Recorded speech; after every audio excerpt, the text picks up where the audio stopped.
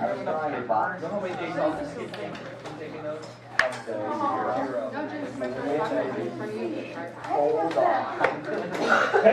Hey, real quick, let's do a couple notes. I have a problem on the board today. You tried it Right over there. I would like you to figure out, can you figure out the volume of what's left? That is the example that we did yesterday. That is the Jenga problem. Okay? So this is my example. I'd like you to figure out the remaining volume after that piece was taken out. So I'm going to try to recreate this drawing over here as well. Some people don't like to see it. Alright. Okay.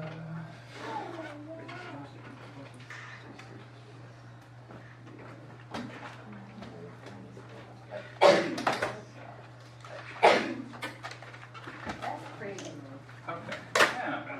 I'm getting better at it. What do we got? X equals 3. We have a 2x plus 7. 2x. Okay, I'd like you to figure out the volume of what's left after that Jenga piece is removed out of the top of that brick. So I'll give you a little bit of time. I'm going to give you 5 minutes. Figure it out. Oh. Now, when you're done, I want your answer in descending order, and I want to know the classification and degree of it. So all 3 parts. Descending order, classification, degree.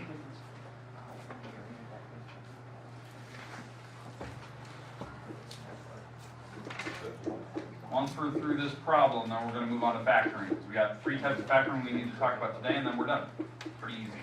Nice light day today.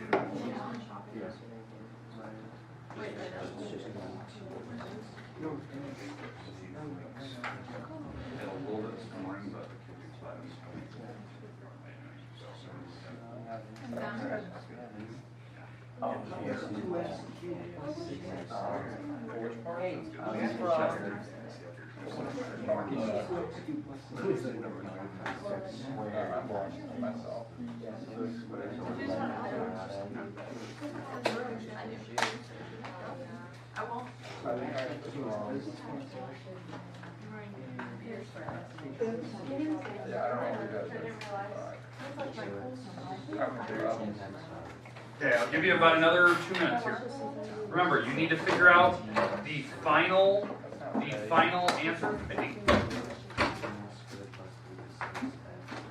Right? We had to clean up and put our stuff in our tape. Take what you're just walked in on. You're supposed to be finding the volume of what's left after the Jenga piece. So the answer needs to be in descending order. You need to write the degree and what classification. What do you mean what classification? Classification. Figure that out. No, I'm doing that.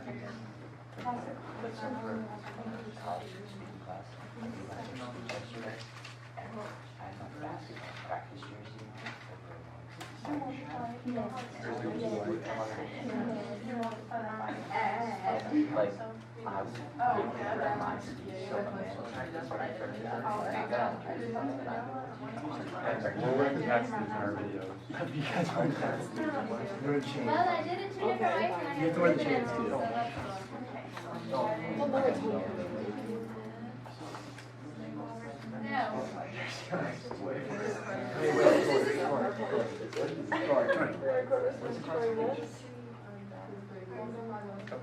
You haven't done the problem? Tori, When have you been? how is it supposed to Tori notes if you haven't done the problem? Hey, Mr. Ward, what's a classification? You're gonna throw your pencil up. Wait, oh, is that like trinomial or? I don't care. I feel like definitely is.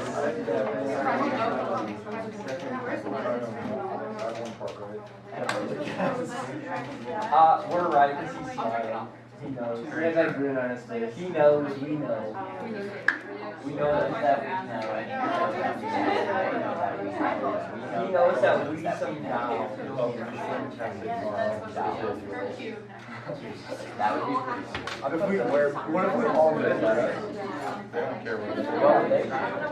Especially in our JV, right? Okay. JV, we're taking like 1, 2, 3.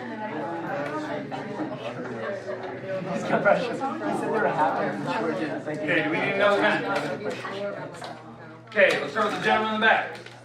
What classification? That's it. That's all I want. Trinomial. Good. Trinomial. That's what classification means. They figured out they were pretty loud about it.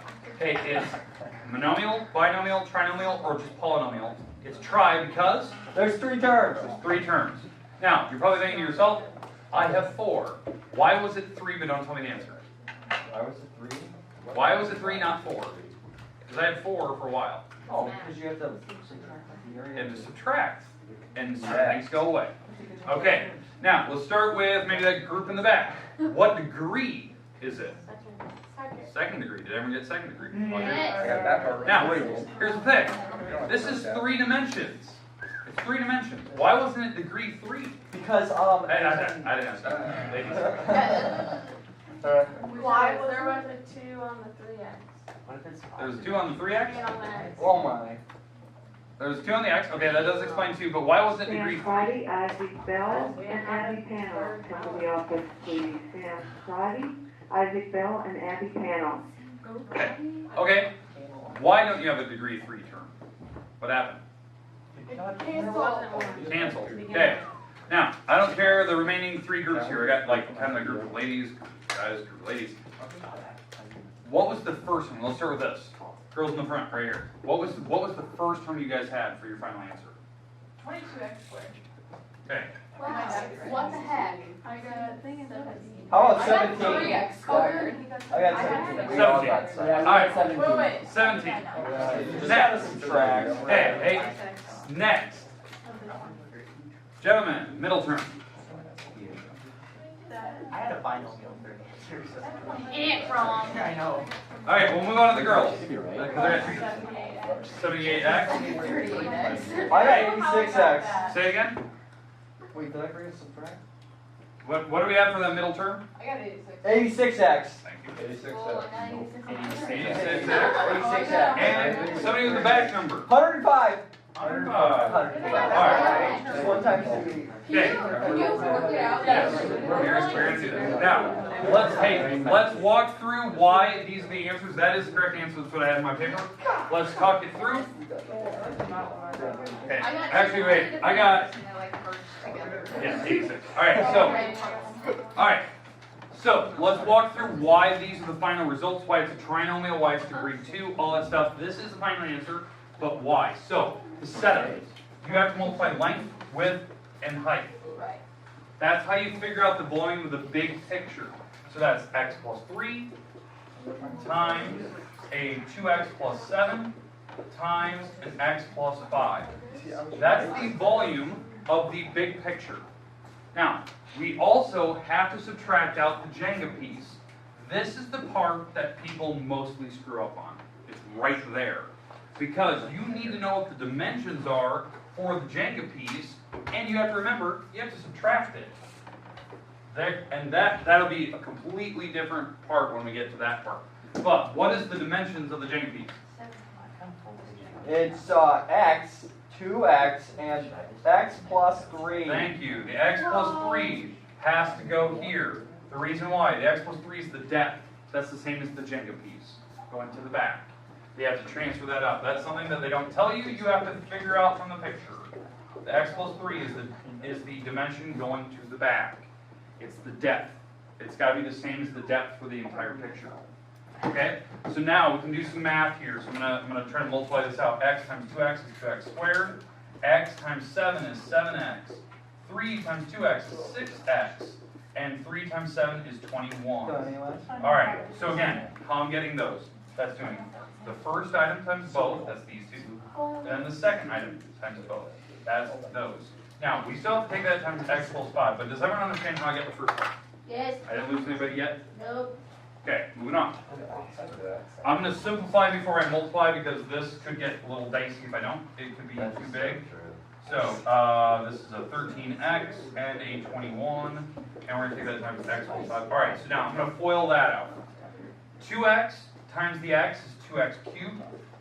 2x squared times the 5 is 10x squared. Okay, so there's the first item. That is taking the 2x times everything in the back. Now, I have to do that for the 13x. 13x times x is 13x squared. 13 times 5, well, it's 5 carry 1, that is 65. And that has an x on it. Again, that's 13 times 5. Okay, and then last, 21 times x is 21x. And 21 times 5 is 105. Okay, so that is everything being multiplied out, and that should make sense. It's 3 times 2, there should be 6 items, and I can simplify from there. Now, on the upper corner, I'm gonna multiply those things out right here. So x times 2x is 2x squared times the x plus 3, which is 2x cubed plus 6x squared. Okay, so that's that part in the back. But here's the thing: there was a minus sign. Wow. You have to distribute that over the entire thing. That's the part that people forget. That x, the 2x squared, was negative. So this negative sign actually had to go with it to both. So really in the back, I have a negative 2x cubed and a negative 6x squared, which is the part that a lot of people get wrong. And now what I can do is I can combine like terms. That's why the 2x cubes go away, because they canceled. That one was positive, one was negative. The 10x squared, 13x squared makes 23, and we're going to subtract 6, which is 17x squared. That's 23 minus 6. 65 plus 21 is 86. Holy wow. And then you have the 105. Now, there's your final answer. I explained on the board. It is a trinomial of degree 2, and the reason why it's degree 2, not degree 3, is because something fell out. Something canceled out. Typically, on terms like this, things will cancel out when you're subtracting. They have like terms. Everything had x's. So something's going away. I just don't know what degree it will be. Okay, questions, comments? What the heck?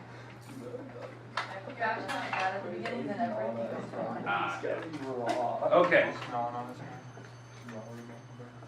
Is that a fire? Are we good? As frustrated. So what? Alright.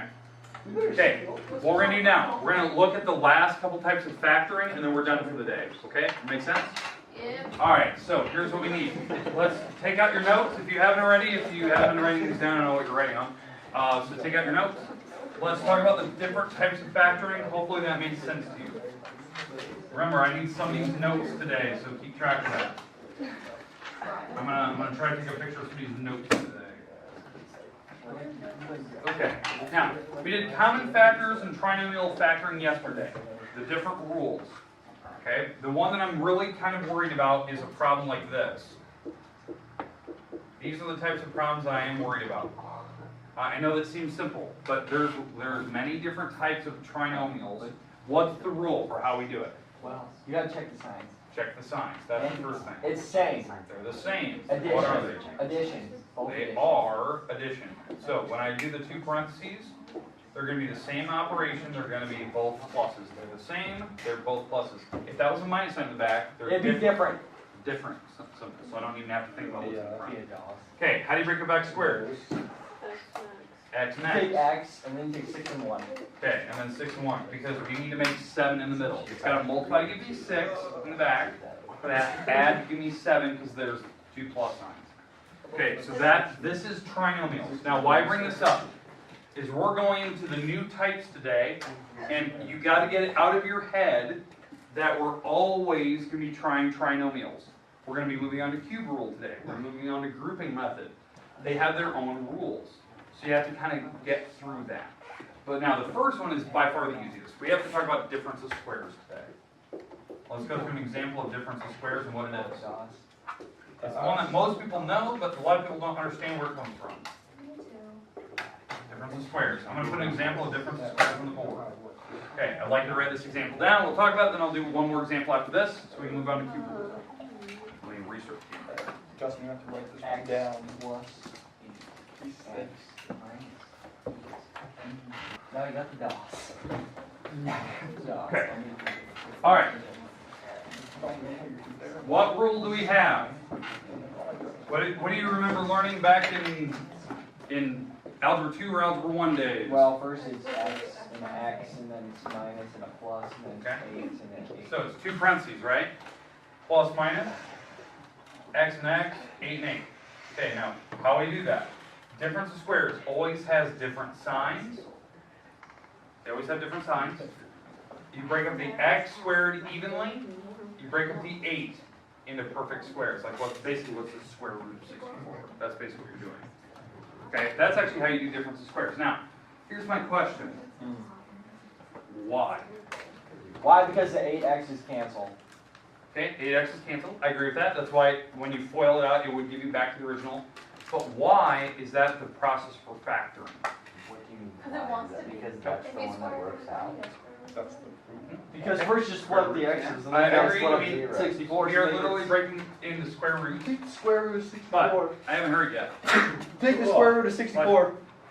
Well, we just talked about that. Common sense. Here's why. Let's see it. Show us why. Here's why you get to that shortcut. And a lot of people always tend to forget this. This is actually the original problem. It's a trinomial with the term in the middle actually gone. It's a 0. And I think some people actually said it, but they didn't go further. This is a trinomial. We still have to follow the rules of trinomials, where the sign in the back is the first thing we check. It's a minus sign. What we talked about earlier, just a little bit ago, is if the symbol in the back is minus, it will be a different operation in both parentheses. So that's what we have to do. So it's a different operation. That means in both parentheses, we have a plus and a minus. And then we just do the normal rule for trinomial. You break up x squared evenly, and you try to break up 64 in the back. Numbers that multiply to give you 64. We have a lot of options. 1, 64, 2 and 32, 4 and 16. We have 8 and 8. We have a lot of different options.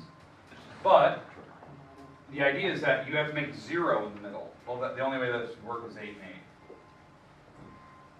and 8. You see that it is still a trinomial.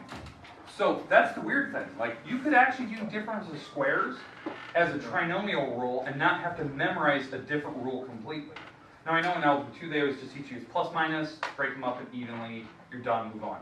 But it's a trinomial. That's where it comes from. It's just a shortcut. Okay, now, for this to work, for you to do difference of squares, it has to be, quote unquote, a difference. That means this has to be here. If it's a plus, you can't do the problem anymore.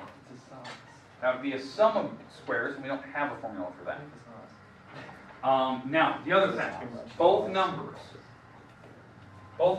technically do have to be perfect squares for you to do this, but a lot of you are actually saying rules, we could just take square roots. So I could actually do a difference of squares with really goofy numbers. I just choose not to. I prefer that this rule is done with perfect square numbers. So I could actually do a problem like this, where it's 121 minus 25y to the 4th. That's a difference of squares. They are perfect squares, even though they don't look like the traditional problem that you guys are used to seeing like this. They just put them out of order. Everything is a perfect square in that problem, so we can still follow the same rule. You guys know your shortcuts, plus, minus. You break up the 121 to be 11 and 11. You break up the 25 to be 5 and 5. And then the y's before it just gets split up evenly. Y squared and y squared. Okay, does that make sense? That's it. Now, if you have a situation here, this is the problem with doing a problem like this, right here. That had potential to be another difference of squares. Had potential. It had a y squared in there, and there's still a subtraction sign there. So it could have been a difference of squares. In fact, you could do square roots and actually kind of make it that way, but I don't want you to do that. Okay, so I want you to leave it. If these turn out to be perfect squares here, like maybe that's a 1 and a 64, you can keep going with 2 parentheses off of this one. This one wouldn't be broken up as plus, but the other one could. That's called factoring completely. That's something that a lot of people that come from Algebra 2 are not very comfortable with. That you can go further and go maybe 3 or 4 lines down and just keep breaking it up by the simple rules. Okay, questions with difference of squares. Do we feel a little more comfortable with it? Yes. Okay, let's move on. Let's talk about cube rules. This is the one that I'm going to teach you my way of doing it, and hopefully it makes sense to you. Because I think the way that I show it is probably the easiest way to show it, but some people like it, some people don't. So, here it is. For the cube rule, okay, they have to be cube numbers. So you have to have the cube list. So if you need to look up the cube list, the cube list is 1, 8, 27, 64, 125. How I'm doing that is 1 times 1 times 1, 3 times 2 times 2, 3, 3, 3, 4, 4, 4. You need to have the cube list kind of in your head. Okay, the second thing for the cube list, these could be sum, these could be sum, or they could be differences. So these can be adding and subtracting. That's different than the difference of squares. Difference of squares just has subtraction. This could be both. It's one or the other. I'll teach you how to do this. I think it's pretty straightforward. Okay, now that we have that, you have to remember that these also start the problem as a binomial. It's like the difference of squares. That is a binomial to start with. And you broke it up into 2 parentheses. That's what we're doing here. It starts as a binomial, but the difference is when we break it up, it will not end as a binomial. 2 binomials. Okay, does that make sense? Well, like what we're doing? Yes. Okay, so let's walk through a cube rule, and hopefully I can kind of point you out on what you need to do and how you need to think about it. Okay, so I'm going to put the cube list off to the side, just so you have the list of where these numbers are coming from. 1, 8, 27, 64, 125, 216, 343, blah, blah, blah, blah, blah, blah. Okay, there we go. Now, where those numbers come from, it's 1 times itself, 3 times, 2 times itself 3 times, 3 times itself 3 times, 4 times itself 5, 6, 7. Okay, and I didn't go past 7 because I never really have to memorize 8 or higher. Those are the numbers that should be on the problem. So I could do a problem like this. X cubed, let's go plus, I don't pick one of those 2. 77. Oh, Oh, 64. Lie. Alright, okay. So, that's still gonna be going. Alright, for that problem, okay, do you agree that both of these items are cube numbers? Yes. Oh, yeah. 1, 216, and we have the variables, the x's, have to be a multiple of 3. In fact, I want to write that down. The variable, the power, the degree of it, has to be a multiple of 3. So it could be a 3, 6, 9, 12, 15, 18, blah, blah, blah, blah, blah. So I have an extra third, so we're fine. And now all we need to do is we're going to split it up. It's going to go a small parenthesis, large parenthesis. And how this works, this is a binomial out front, and in the back, this will be a trinomial. That's how, when you do cube rule, that's how it works. And when you FOIL it out, it actually goes back to what the original problem is. That's the set for how it works. Okay. Now, to figure out how to actually factor it, this plus sign goes right here. That'll be in the first parenthesis. So that's how I always think of it. No matter what that symbol is, it'll be in the first parentheses. The back ones change. But that one will be whatever is in the original problem. Now, to get the terms that are in here, you just take the cube root of each of these. So, like for variables, how many x's are there? Like, if you took the cube root of x to the third, yeah, it's x, right? Because here's the shortcut. Whatever the power is, you divide by 3. You divide by 3, right? So if it's x to the third, you take 3 divided by 3. Because I'm changing it to fractional form. That's where I'm getting the x to the first. That's why that's there. And the number up front, 1, the cube root of 1 is 1. Okay, now for the 216, what number multiplies on itself 3 times to make 216? Well, it's 6. That number goes there. Okay, now for the rest of the problem, all we're using is the 6 and the x. That's it. So the first parenthesis is actually the most important. If you get the binomial out front, you have the rest of it. That's what some people tend to forget. Okay, so you need the first item, these 2 items, to get the rest of them. So you just need to know how to take the cube root of them, and what they're composed of. Okay, so now that we have that, the next parenthesis, since it's a trinomial, the next operation will be a subtraction sign. It's always the opposite for the next one. So I think they call it, there's this little thing they call it SOAP, or something like that, where it's the same, opposite, always positive. Yep. So it's this symbol, whatever's here, is in the first. The next one will always be whatever the opposite of that one is. So if this is a minus, that'll be a plus. And in the back, you always just put a plus back there. The back one's always plus, you don't have to think about it. It's just a plus in the back. So there is 3 items in there. There's the front, middle, last. Now to get each of these items, this is the best news. We're just going to use these items to get it. Okay, in fact, it would actually, I'm not going to do it, but it would actually really resemble what we did the other day with Pascal's triangle. I'm just not going to write that. Okay, where you have the powers counting down, powers counting up. I'm not going to write that. So this item right here is the x to the second power. So, because what you do is right here is it's going to be x, whatever's sitting right here, you're going to put a power 2 on it. So what's x squared? Well, that's x squared. You don't have to square it. If there's a number up front, you have to square both of them. Okay, the number and the variance. The middle is made from just multiplying these 2 things together. So what's 6 times x? 6x. I don't care if there's a negative sign on it. Like right here, if there's a negative, I don't care about that. You ignore it. You're just multiplying the blue items together. The 6 and an x, not the sign that's in front of it. Okay, the last item is the back thing squared. It's like they just flip-flop. First item squared, last item squared. So this would be 36. And you're done. That's it. That's your final answer. That's how you factor the trinomial correctly.